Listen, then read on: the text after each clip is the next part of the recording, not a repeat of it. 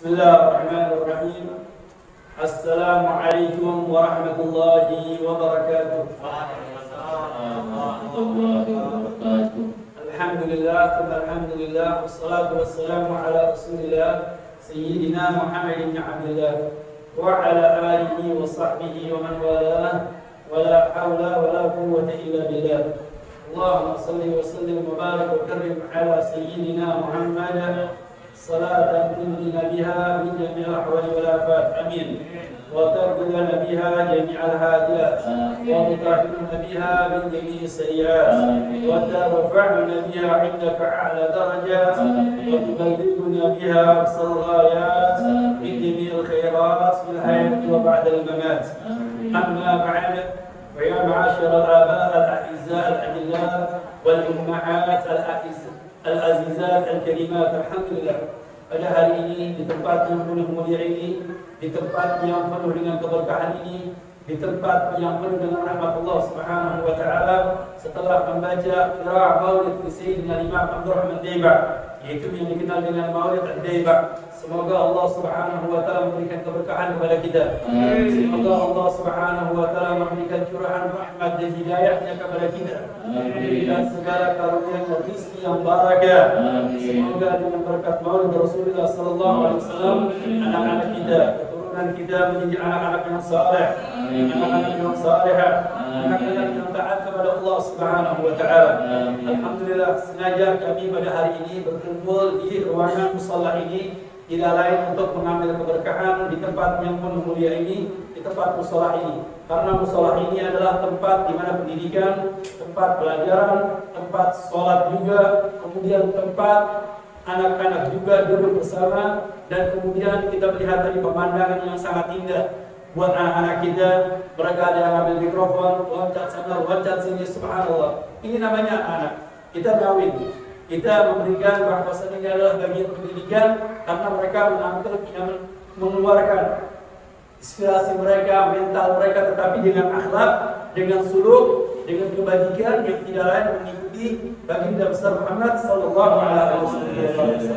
Yang alhamdulillah tadi kita membaca Maulid Rasulullah sallallahu alaihi wasallam, yang insyaallah tidak lain kita membaca Maulid ini adalah bagian daripada intisari, karena sumber kenikmatan, kebajikan, hidayah, Islam, keimanan, kesehatan, kebajikan, ini semua segala kenikmatan bersumber kepada Nabi Muhammad sallallahu alaihi wasallam.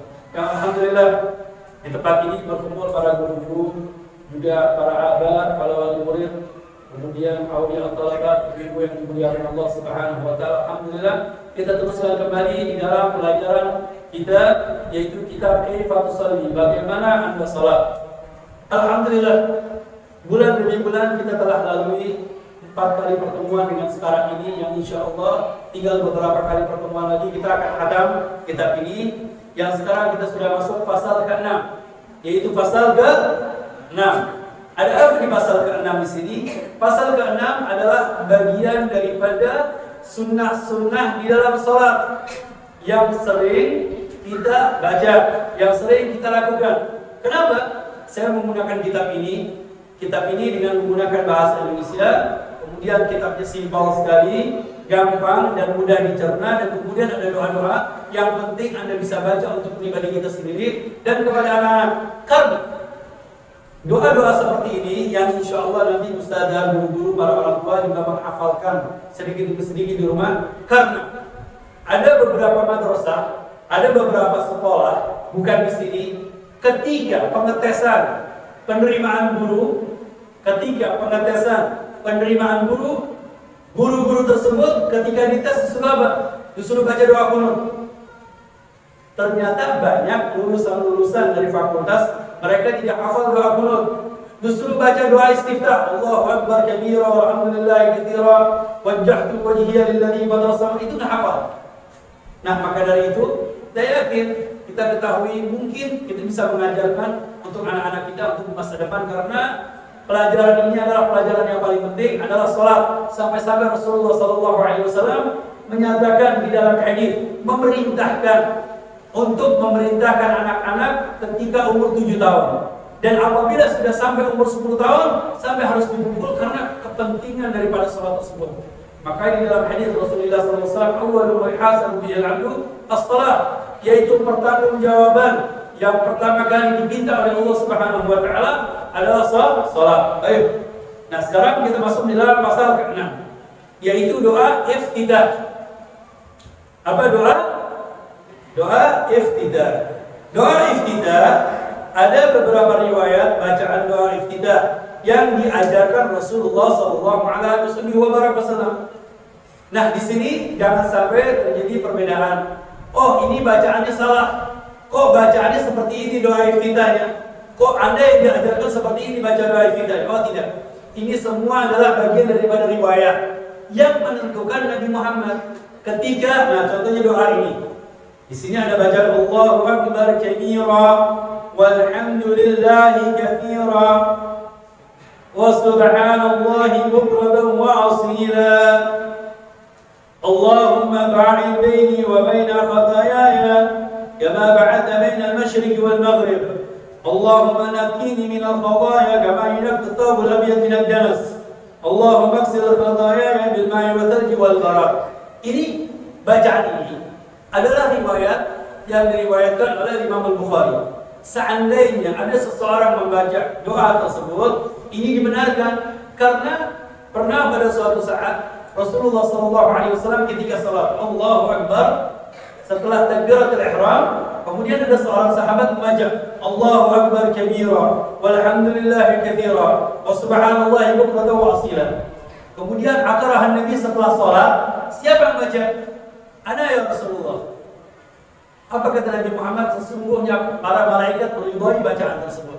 Nah, kemudian akrahan Nabi Muhammad ini dijadikan keputusan oleh Nabi Muhammad bahwasanya orang yang membaca ini adalah dibenarkan sebagaimana riwayat daripada Imam Al-Bukhari di Sahih. Nah, kemudian ada riwayat yang kedua. Coba dibalik halaman setelahnya. Ini riwayat yang kedua yang biasa dibaca oleh kita sejak kecil. Kadang-kadang kita di madrasah, di sekolah masih kecil dulu, kalau lagi pengajian pertama kali, ketika pertama kali ngaji dibaca apa? Allahu Akbar kabira walhamdulillahi katsira wa subhanallahi bukratan wa asila inni wajjahtu wajhi. Dulu kadang-kadang di sekolah, di pengajian di DPK dibaca. Nah, ini adalah riwayat yang memang benar dibaca oleh Nabi Muhammad SAW. Yang riwayat ini diriwayatkan oleh Imam Muslim.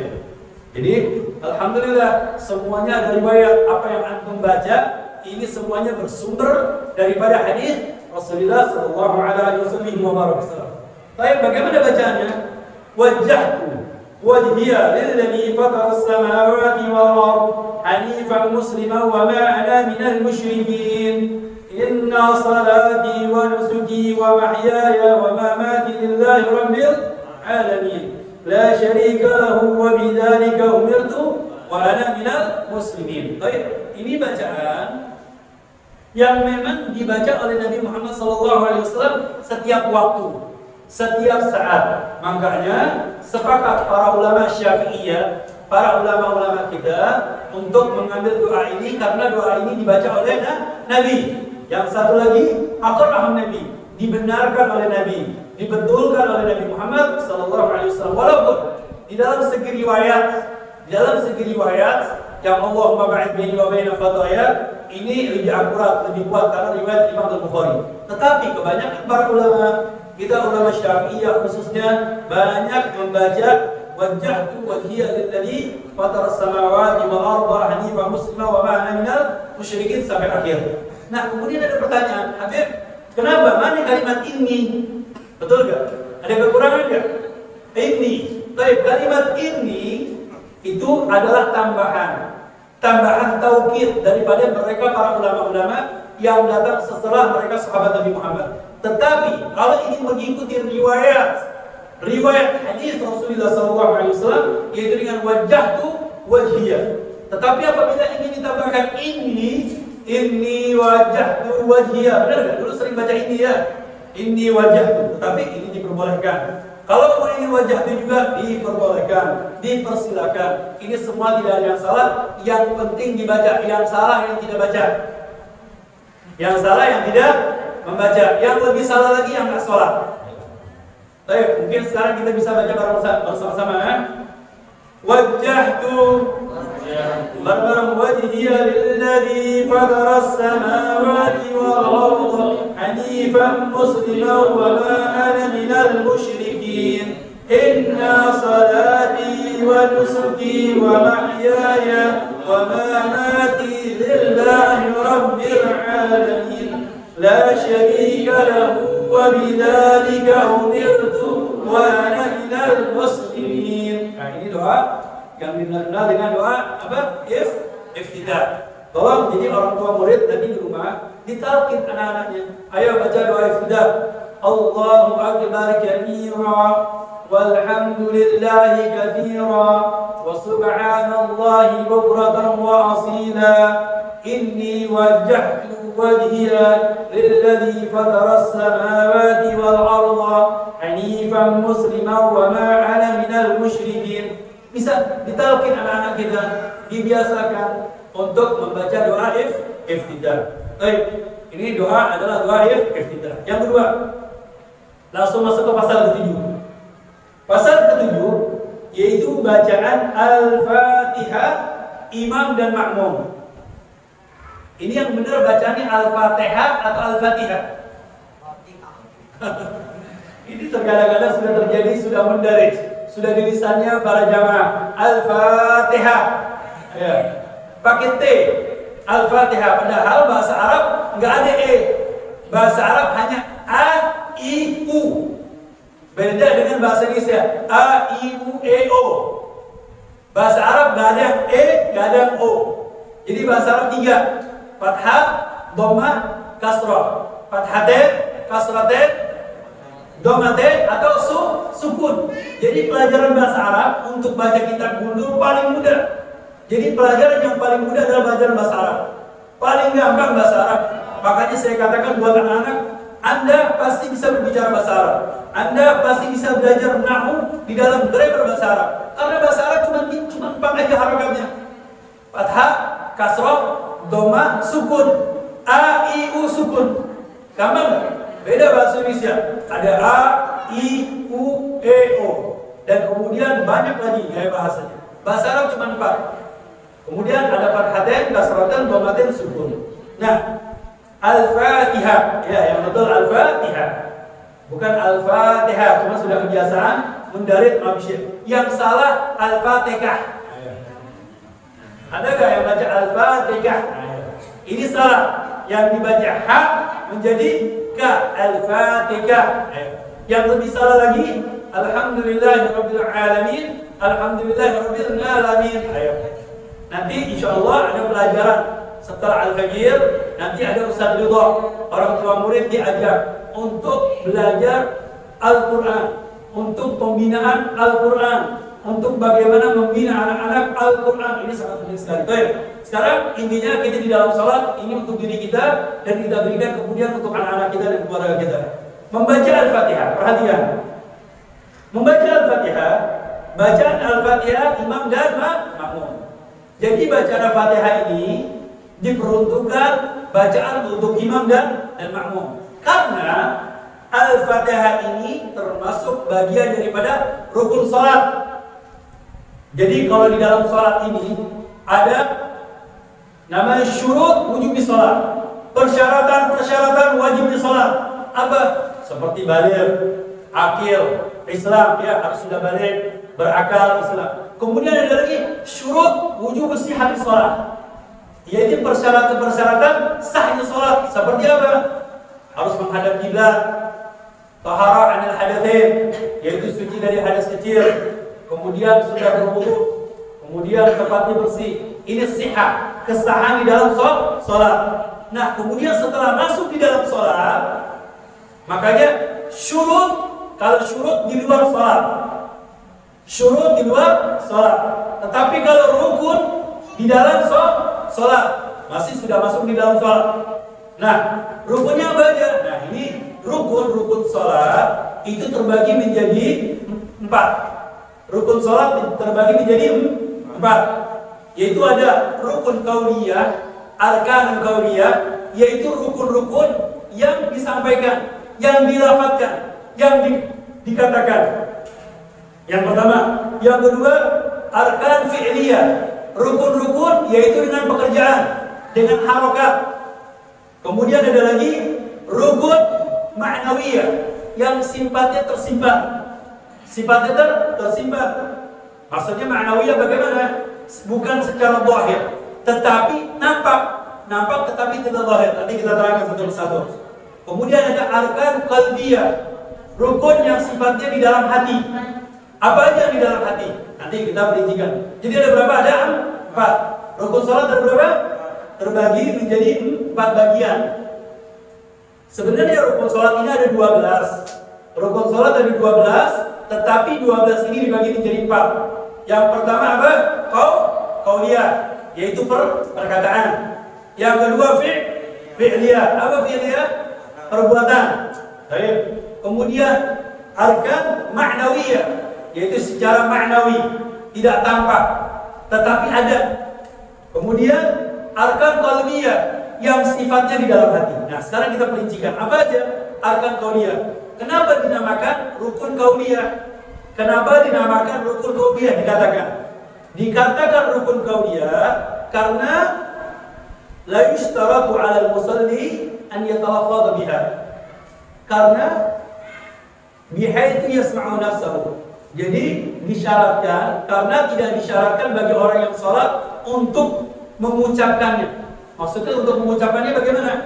Mengucapkannya bagaimana? Yaitu harus diucapkan, yaitu dengan baik dengan pengucapan atau didengar sendiri. Kalau imam bagaimana? Allahu Akbar. Jelas tidak? Allahu Akbar, makanya dikatakan rukun qauliyah. Allahu Akbar. Yang ini contohnya takbiratul ihram. Allahu Akbar. Jelas tidak? Dibaca. Baik si imam atau dengan makmum. Wajib tidak? Rukun untuk si imam dan si makmum. Ada berapa rukun qauliyah ini? Ada 5. Yang pertama adalah takbiratul ihram. Takbiratul ihram yang bagaimana? Kemarin kita sudah ajarkan. Allahu Akbar. Bagaimana? Allahu Akbar. Yang tidak sah, yang tidak boleh bagaimana? Kemarin sudah kita terangkan. Yang tidak boleh, tidak sah di dalam takbirnya ada beberapa macam. Contohnya, Allahu Akbar, hamzahnya panjang. Allahu Akbar, ini salah. Kenapa? Karena memanjangkan hamzahnya. Kalau hamzahnya sudah panjang, berarti itu pertanyaan. Allahu Akbar, Allah Maha Besar. Jadi ada pertanyaan, apakah Allah Maha Besar? Ini salah. Berarti ragu dengan kebesaran Allah Subhanahu wa taala. Ini salah. Yang kedua, Allahu Akbar. Ini salah lagi. Dipanjangkan hu-nya. Allahu Akbar. Ini salah. Kemudian lagi Allahu Akbar. Ini salah. Ada lagi yang salah lagi. Allahu Akbar. Dan ada lagi yang fatal, cuma dibenarkan, tidak apa-apa. Allahu Akbar. Dengar gak? Allahu Akbar. Akbar. Kalau orang Turki enggak. Allahu Akbar. Allahu Akbar. Akbar. Sering nonton film Turki. Coba perhatikan. Allahu Akbar. Allahu Akbar. Orang Turki kadang-kadang Ustaz sendiri bahasa mereka banyak pakai C. Ijbar, karena kita juga waktu di Mekah banyak murid kita orang Turki. Jadi ada beberapa orang Turki, 6-7 orang, mereka belajar di kota Mekah. Akhirnya kita ngajarin mereka bahasa Arab sekaligus sedikit dengan menggunakan bahasa Turki. Baik. Yang pertama adalah takbiratul ihram. Takbiratul ihram qauliyah, yang baca imam juga dan makmum. Kalau imam secara zahir, Allahu Akbar. Ayo. Yang dibenarkan Allahu Akbar. Kalau ini dipanjangkan, lamnya, lafzul jalalahnya, Allahu Akbar. Ya. Coba bareng-bareng. Allahu Akbar. Coba. Allahu Akbar. Atau kalau mau pendek, Allahu Akbar. Ini sah. Allahu Akbar. Atau kalau mau dipanjangin, Allahu Akbar. Ini sah. di dalam pembacaan takbiratul ihram. Yang kedua Al-Fatihah. Nah, yang ini yang nanti kita akan bahas, Al-Fatihah. Kemudian wa tasyahud al-akhir. Tasyahud al-akhir. Tasyahud al-akhir ini dibaca. Bacanya apa? Tasyahud al-akhir. At-tahiyatul mubarakatus shalawatut thayyibatu lillah. Kemudian wassalatu ala nabi. Wassalatu ala nabi ternyata rukun. Rukun kauniyah. Allahumma shalli wa sallim Allahumma shalli ala sayyidina Muhammadin wa ala alihi wa sahbihi wa sallim wa ala ali sayyidina Ibrahim wa ala ali sayyidina Ibrahim. Ini salawat ala nabi. Kemudian Assalamualaikum warahmatullahi wabarakatuh. Assalamualaikum warahmatullahi. Ya, nanti kita terangkan di dalam salam nanti di akhir. Ini namanya ruknul arkan kauniyah. Kemudian yang fi'liyah bagaimana? Yang fi'liyah ada 6. Yang fi'liyah ada 6. Yang pertama al-qiyam, berdiri. Yaitu berdiri adalah bagian daripada rukun. Tetapi di sini juga diperbolehkan apabila ada uzur. Lihat syariat Nabi Muhammad, kebesaran umat Nabi Muhammad, keistimewaan umat Nabi Muhammad. Di situ ada perintah, di situ ada kewajiban, di situ ada keharusan. Tetapi setiap ada perintah dan keharusan, di situ ada keistimewaan untuk Nabi Muhammad, ada dispensasi.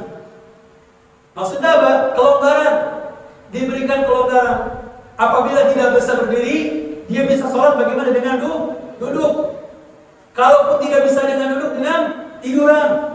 Kalau tidak bisa dengan tiduran, dengan apa? Yaitu dengan telentang. Tidak bisa telentang juga. Habib saya telentang, nggak bisa sholat. Ya sudah, pakai gerakan tangan. Allahu Akbar, Allahu Akbar, Allahu Akbar. Gitu aja sudah. Tergantung dengan harokat tangannya nanti bagaimana. Dengan harokat tangan.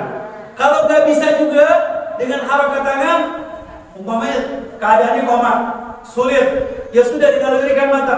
Allahu Akbar dengan mata. Dengan lirikan. Kalau nggak bisa juga dengan hati, di dalam hati. Kalau nggak bisa juga, nanti kita yang sholatin.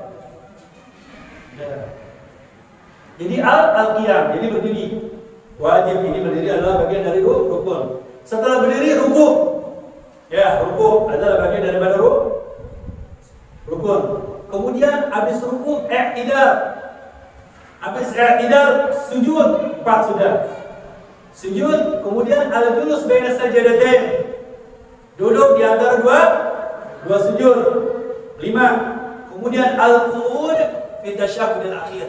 Kemudian duduk untuk tasyahud akhir. Ini namanya adalah arkan fi'liyah, yaitu rukun-rukun yang sifatnya gerakan, pekerjaan. Adapun yang ma'nawiyah ini tidak tampak tapi ada, yaitu tertib. Harus tertib. Anda sholat harus tertib tidak? Tertib. Yang pertama niat. Ayo setelah niat apa? Sambil takbiratul ihram. Habis takbiratul ihram baca al-Fatihah. Setelah baca al-Fatihah, ini berdiri. Sambil berdiri. Campur sini ada rukun kauniyah dan fi'liyah. Nah, kemudian tertib. Kemudian ada rukun yang terakhir, rukun yang sifatnya di dalam hati. Apa? Rukun yang di dalam hati. Apa? Rukun yang sifatnya di dalam hati apa? Niat. Ayo, Anda niat, didengar tidak sama orang lain? Karena rukun niat ini ada di dalam hati Anda. Kemudian at-talaffuz di dalam pengucapan itu adalah sunnah. Intinya di dalam niat adalah di dalam hati. Umpamanya Anda niat di dalam hati. Sholli fardhu di dalam hati. Allah. Ketika takbiratul ihram, Allahu akbar, hati di dalam niat. Sah tidak salatnya? Sah. Jangan sampai nanti dia memaksakan untuk mengucapkan yang bahwasanya pengucapan tersebut adalah harus usolli fardhu dhuhri arba'a raka'atin mustaqbilal qiblati adaan lillahi ta'ala. Allahu akbar, lupa di dalam hati. Karena apa? Dia terfokuskan dengan lafaz. Caranya bagaimana? Baik, sekarang ambil lafaznya dulu.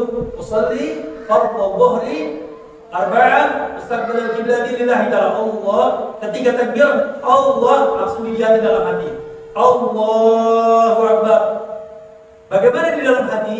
Walaupun Anda hanya mengucapkan usolli fardhu dhuhri selesai. Usolli fardhu dhuhri selesai. Umpamanya dalam hati, Allahu Akbar, saya membaca usolli fardhu dhuhri. Allahu Akbar. Selesai. Sah tidak? Ini sah salat. Itu salatnya termasuk salat yang sah. Baik, perhatikan sekarang.